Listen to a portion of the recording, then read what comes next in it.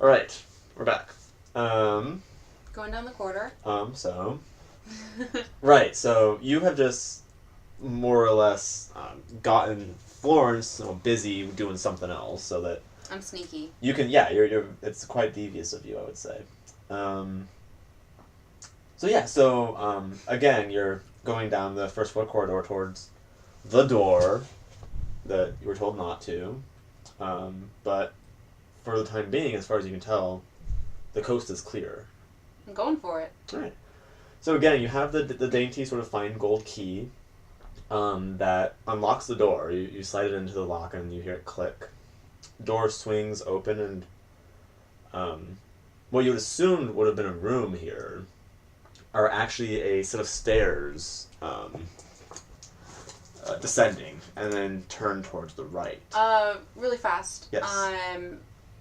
On the inside of this door, is there a way for this door to open again if I close it behind me? There is, yes. It? There's just a handle on both sides. Okay, I'm gonna close it. Okay, yes. Is it dark? Is it dark in here? It is. So, well, Oh. this is Okay. this is what happens.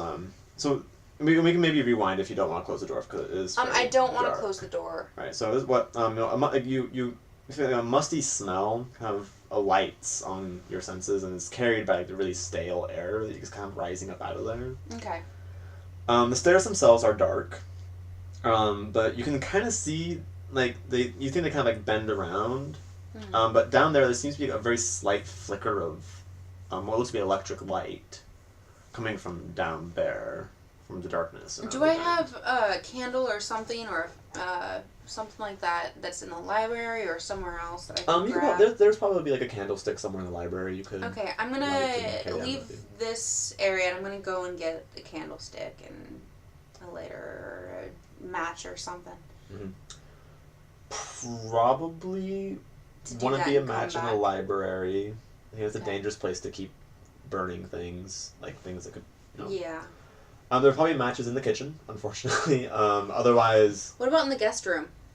You could have a look around the guest room, but just keep in mind that you don't know how long Florence is going to be. He's just washing dishes. Okay, I'm just gonna go down the corridor. I'm gonna close the door behind me, even though it's dark.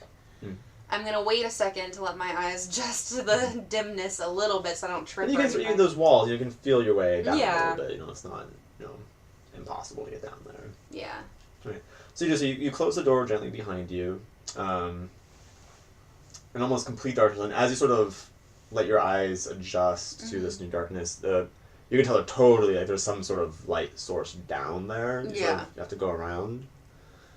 I just want to try really fast right now, just to be sure that I can later. I'm gonna try to open the door from the inside and see. It works just fine. Okay, I'm just gonna not worry about that then. No, I'm not that devious. Okay. Not that devious at all. But it's a good idea for next time. Alright, I'm gonna go down. Right, so you go down the stairs. At the base of the stairs, there's an earth floor. Like, just, dirt, hard packed. And there's a single... the source of light you see is a single bare, incandescent bulb. Yeah. Sort of hanging just from the wire. And it's casting this sort of... the room is bare, but it's casting a sort of, horrible... jaundice pallor, and you see it's casting it on a vault door down there, like an old bank. It's not like a James Bond villain circle. It's sort of like an old sort of banker's vault. Is this where he keeps all the dead bodies? Well, you don't. You okay. This is an odd thing because it doesn't look like a safe. It looks like it's a door, set into another wall there. Okay, I'm gonna walk down, and is that all that's in here? Yeah, otherwise it's sort of this bare, empty room. There's maybe there's nothing else in there. Okay, I'm gonna try to open the door. Okay. You approach the door and you notice that this door does not have a keyhole in it. Okay. What it has is a combination lock. Oh. With numbers going from 0 to 20 on it. Okay. What was the date on the back of Natalia's? The date on the back of the photo that you found on the mantle was just 1917. 1917. Did he say when she died? When she disappeared? The year? Florence wouldn't have... I don't think it would have said when she died, but he would have said that she came to America in 1917, which was the year of the Revolution. Okay. I'm going to try 19 and then 17. Okay. So you try 2 numbers. You hear kind of the tumblers turning and stuff inside the vault door. Mm-hmm. But it looks like there's probably it's a 3-number combination. Okay. So that there's yeah.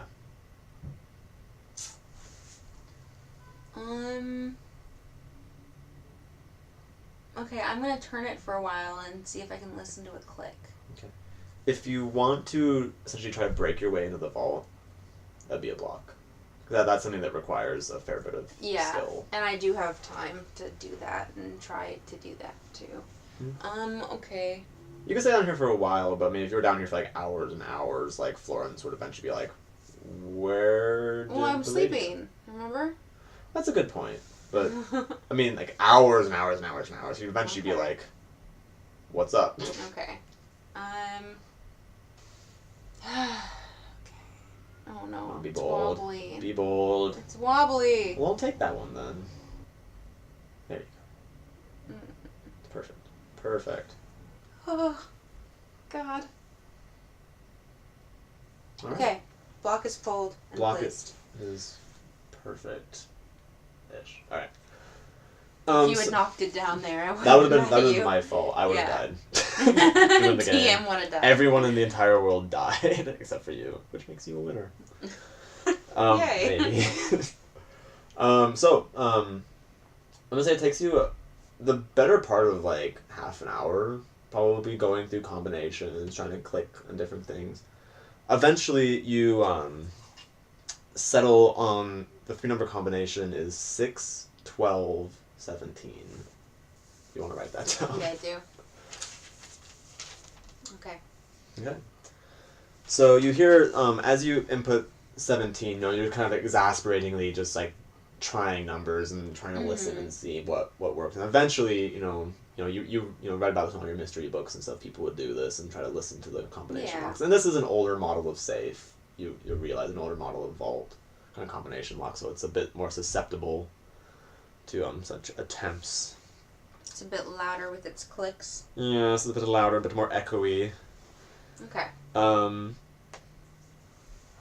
So you hear this final number clicking in 17, and it clicks, and the little dial where you turn the numbers, you hear it kind of like pops off a little bit, and you see it kind of like it can swing a little bit, like it is meant to kind of like spin around like after you get the code right.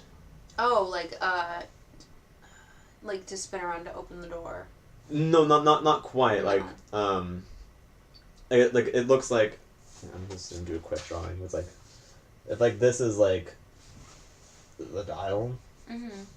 It's like on like a pivot here, and like you could like Oh. actually like move the entire dial up. Okay, what's underneath it then? And when I move the dial. A keyhole. A keyhole. I'm gonna try my key. It fits in perfectly. I'm gonna try to open this big safe door. All right. So you kind of try turning the key, and there seems to be a little bit of resistance. Like there's like either the mechanism in there is either very heavy or old and like kind of starting to like wear down. But eventually you kind of have to crank on it a little bit. You eventually hear like the safety bars inside the safe chink into place. Mm-hmm. And the vault door swings open outwards towards you. Okay. Can I see inside? So as it opens up slowly, you kind of peer around, and all you can see ahead of you, because the light cast from the bare bulb in the other room, it doesn't really fall very far. It doesn't cast a whole lot of light. Should have gotten the light. It looks like you're just looking into like the abyss. Mm-hmm. And this sort of like musty smell, sort of, you can tell it sort of as the vault door like opens, it sort of like kind of like comes out and it hits you again. You're just like, oh man, like it's dank down there in every sense of the word. Not every sense, but in the dank sense. Okay. So it's like pitch black. Yes. Okay, I'm gonna close the safe door and put everything back into place. And I'm gonna go back upstairs and try to sneak my way out of this room. Okay. Go back up to my room. Sort of recollect. Yeah. All right. So actually, as soon as I make it out of the room, as soon as I make it out of the room, then it wouldn't matter for me to sneak around my own house. I could just come down and be like, I woke up. You know. So I'm gonna do that. So you back away from this vault, close it. It shuts and it clicks back into place. You head back up the stairs, stealthily trying to sort of keep yourself hidden from any attempts by Florence to get the jig up or whatnot. As you sort of go up the stairs on your little tippy toes, you do think you hear something on the other side of the door. On the other side of what door? This door. The door that was forbidden for you to enter. But I'm up the stairs now. I'm No, up these stairs. No, you're on. I'm saying you come up these stairs from the basement. I think I hear something on the other side over here. Okay, I'm gonna go and hide right there. By all means. Yeah. So you kind of hunker down there for a bit.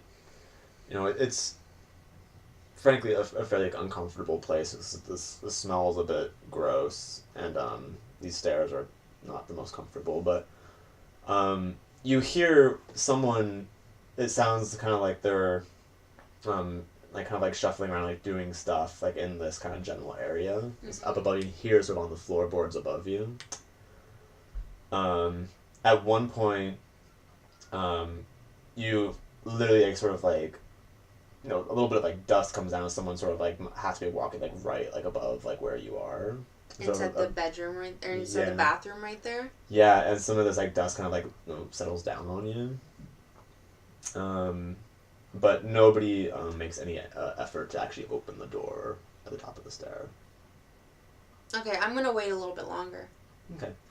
After about like 15 minutes go by or so, it seems like the footsteps above you have stopped. You don't hear the noises anymore. Okay, I'm gonna come back up and I'm gonna go to the door. Okay. Sneakily. I'm not trying not to make very much noise. As soon as I get out here, I don't care if I make noise. So, also out of curiosity, do you relock the door? Yes. Okay. So as you kind of come back out of the door, and you're going to like relock it. You feel a hand come down on the back of your shoulder. Florence has come around, and he looks frightened. You notice the first thing, he doesn't look angry. He looks at you and says, "You really must not go down there. If the master were to find you opening this door, the consequences would be terrible." I ask him. It seems like he hasn't quite grasped that you were down there. He seems to think that it looked like you were unlocking it. I ask him, I say, "Have you seen those books upstairs?" He says, "I'm aware of the master's personal collection. I've never had the opportunity to look through them, nor the desire, I would like to add." What do you think he does down here? It's not my place to ask or know, but Master Beaumont has made it very clear to everyone who ever enters his house, there are certain places that you must never go. Has anyone other than Henry ever been down there? To my knowledge, no. I take my key out of the lock. I say, okay. And I lock back up to my room. Mm-hmm. Florence kind of like seems like kind of awkward to go back to like doing his duties, more or less, around the house. But he leaves you to your solitude. Okay. I think that's enough for the first day. Okay. This encounter has kind of made things awkward, it seems like, for Florence. Like, this is obviously something that he knew about. He maybe knew more than he originally let on. Like, oh, yeah, there's a place you're not supposed to go. But in that encounter, it became clear that he suspects things. Florence at least suspects something worse happens down there. Okay. But, he brings you dinner and he's kind of like awkwardly kind of like, here's your dinner, man. Like, I don't know whether to ask him more questions or whether to make him feel more comfortable, I guess is my dilemma right now. Mm-hmm. Like, we'll say, like, he's assumed, you've been up in your room the rest of the day. Yeah. He does bring you a good supper. But, like, he's, like, sort of, like, being, like, overly formal, like, dutiful about it a little bit. I say, Florence, have you ever heard any noises from down there? No, I've not. Well, frankly, I don't think that we really ought to even be talking about it. I don't think Master Beaumont would appreciate that. Again, like I said, he's made it very clear that is his room down there, and... I shouldn't have said down there. I meant in there. You know what I meant. Right? I mean, okay. Yeah. He didn't catch it.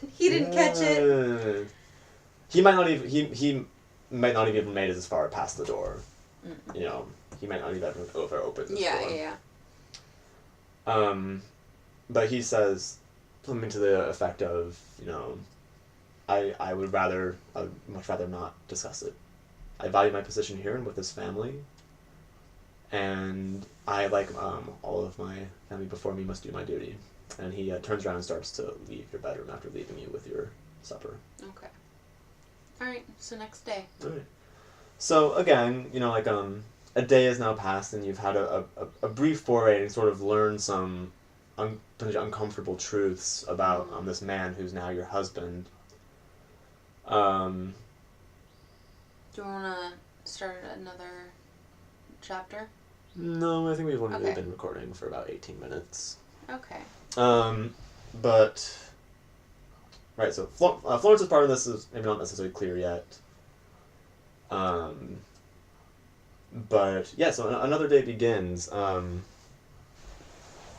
Do you just kind of plan on, like, sleeping again until Florence wakes you, or... No, what's the game plan, Claire? What time does Florence usually wake up? You think Florence usually, he's quite puritanical about most things. You think he probably wakes up somewhere in the neighborhood between 6 and 7 o'clock. Okay. I'm going to try to be up before him. Okay. You probably have to wake up to be safe on the safe side when the clock strikes about 5. All right. Or earlier. I'm doing that. Okay. My goal today is to gather a knife from the kitchen. One that won't be missed. One that is not, like... in a drawer that, like one that he doesn't frequently use to cook. Not Florence's favorite knife. Not his favorite knife. Oh, dear. I'm going to grab a knife from the kitchen, and I'm going to find a candlestick and some matches. Actually, maybe a couple candlesticks and some matches. And I'm going to put all of that inside of... You're going, like, full, like, dungeon raid mode. Yeah, I am. I'm putting that stuff inside of a small bag. Okay. And I know the combo is 6, 12, 17. I'm going to send Florence out on an errand today, I think. Okay. Such as... I'd like to say, especially if you wake up before Florence would even be in the kitchen, you can find all that stuff in the kitchen. Yeah, okay. There's knives aplenty, candlesticks aplenty, it's something that wouldn't really be missed in a house of this size.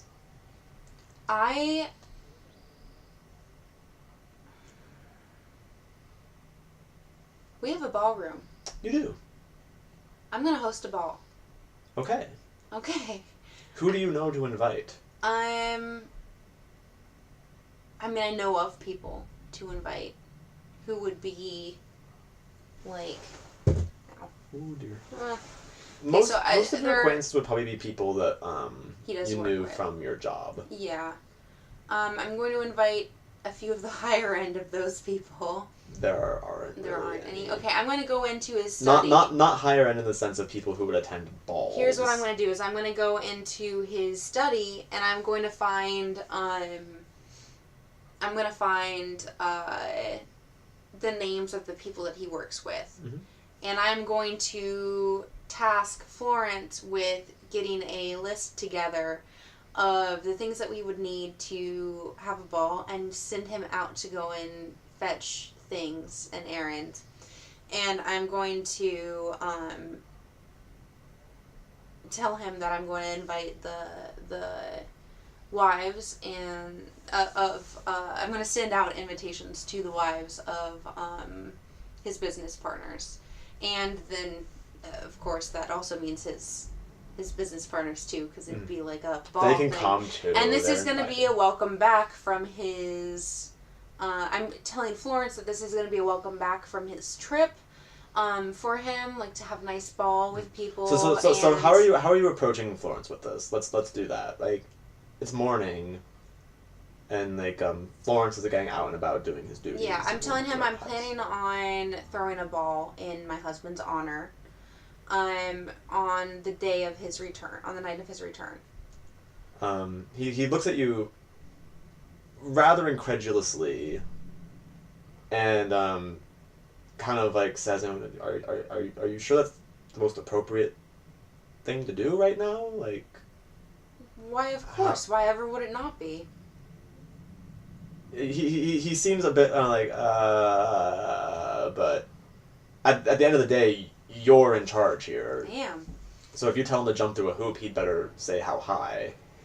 So I draft up a list of ridiculous decorations and things that I'm going to need him to go and get and maybe travel a couple towns away to go and find. You know, just some random stuff that we may need for this ball, right? And, you know, I just tell him that I'll draft up, invitations later in the day, for all these people for this occasion, and I let him know that I can, you know, take care of my own meals for the day, and the housework doesn't really need to be done as much today if we need to get this stuff done today instead. So, you know, he says, "Really, madam, it's almost too much to ask to plan a well-feeding brunch in as little as 6 days, which is when your husband shall return." He takes a look at the list, and he kind of like says, "I'm gonna have to go to New Orleans for some of these things, like, you know." You best be off then. Get it all done in one day. If you intend for this to happen, you know, it's I will do what I can. I can't guarantee all of this. That we'll just have to work our hardest in preparation for this occasion. Like, what kind of things like on this list? Like, I don't know. if you were throwing decorations, keep in mind, because you know, it's okay, because you know, like, you know, you are not a person who came from a lifestyle who threw balls. Like, what would you be like? This is a thing they probably have at balls. You've never been to a fucking ball. Okay, maybe actually, you know what? This is like the raging 20s, right? Towards the end of it, yeah. So maybe not a ball so much as like a Great Gatsby kind of party, you know? We'll do something like that. And so I'm listing off like these special, like, I worked in a bar, so I know these things, but like some like special kind of liquor that like he has to go to some other place to get or something, and then like you know, maybe I don't know, a better chandelier for the ballroom or something, you know, something like decorations. And I tell him that to use his judgment for what he thinks would make a good raging party. Mm-hmm. I'm just looking something up right now because I think we might be in the middle of Prohibition right now. As well. We are, aren't we? Let me just see here. When did the official act get passed? Okay. National Prohibition Act was passed on October 20th, 1919. It was repealed with the 21st Amendment in 33. So, if you want booze at this party, it's a bit I'm telling Florence to go and find us booze. Make it fucking happen, Florence. Make it happen, Florence. Make it work. And I'm gonna tell him to go find a lot of it. So he's got to go and find this stuff, which he doesn't have connections to find. I'm sure he does have connections to find. Oh, he probably has. Yeah, but he's gonna have to go and get a lot of it. He's gonna have to go into New Orleans, which is a ways away. Yeah. Okay, so. Nolans. So does he prepare and take off? He says, well, yes, my lady, if this is the course of action you wish to pursue, I had best be off. And he gets his coat and hat, and I'm just throwing a raging party for my husband. Like, ain't no thing. And he seems to be into that anyway. She leaves. Okay. Florence is out. Florence is out. You see him go whoop, out the doors and starts walking out. You guys have like a long sort of like sweeping drive to get to the sort of the main road. I tell him he can take the car as car. well. Yeah. Car. Okay. Okay, good. Wealthy enough to have a car in the 20s. But for the butler, too? Well, he would probably also serve as, the chauffeur. Yeah, Beaumont's chauffeur, driver. Okay, so I'm gonna wait about 10 minutes to be sure that he's not coming back. Okay. Yeah, you see the car go. Yeah. That's a car noise. Out the driveway and at least turn onto the main road. At which point you lose sight of it. Down the corridor I go. With your sack of adventuring supplies. With my sack of adventuring supplies. Alright. That I had ready and hidden from Florence. Right. Had it behind your back the whole time. No, that's not true. Yeah, you did. Had it in my room. Leave me alone. Either way, Florence is out for the time being.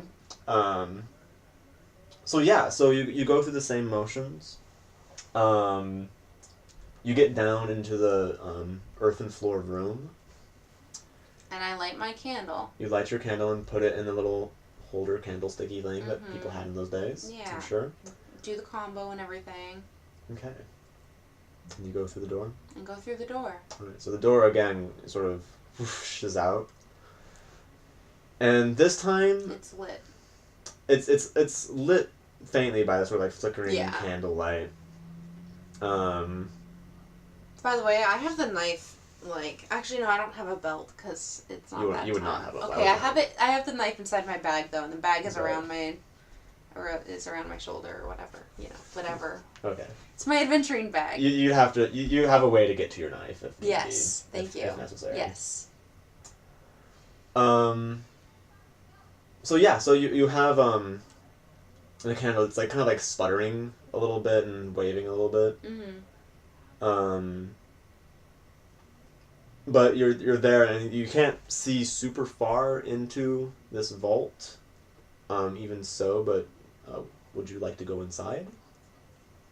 Yes. Okay. I'm leaving the door open, obviously. Okay. But I'm going to check the door and see if there's a way to open it from the inside. Doesn't look like there is. Okay, then I'm pushing it wide open. Okay. And I'm going to walk in. Okay. So, you walk in and your eyes are still kind of straining a little bit to see what's in this room. It looks like there's sort of a corridor that goes down a fair ways. At this point, the walls seem to be made out of stone, like stone brick. And sort of you can see sort of like you're walking down what you can best think of as the middle of this corridor, but the light cast by this little candle is sort of kind of barely lighting up dimly these stone walls, but they look old. Mm-hmm. They look fairly old.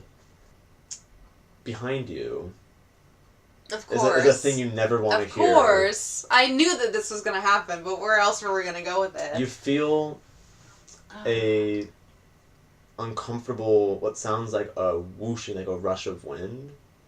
You like look the door closing. You look behind you and you see the door swinging shut, and you feel this whoosh of air coming at you. Can I run back? Not in time. Okay. As the whoosh of air comes in contact with you, it blows your candle out. Alright, I light it again. you're kind of like trying to get matches going, and you light one. How many matches did you bring down with you, by the way? A book. A whole book of matches. So we'll say Yeah. 12 matches. That's what the matchbook would be like. So you try to your hand is kind of like shaking a bit. So you're trying to strike a match, and you go through 3 more before you can finally Light another candle. Get another, even just the match itself, some fire. And you see, just beyond you, maybe about like 6 feet forward into this corridor, you see, just from the match light alone, what looks like a little pull string for another light. Okay. Did I light my candle yet?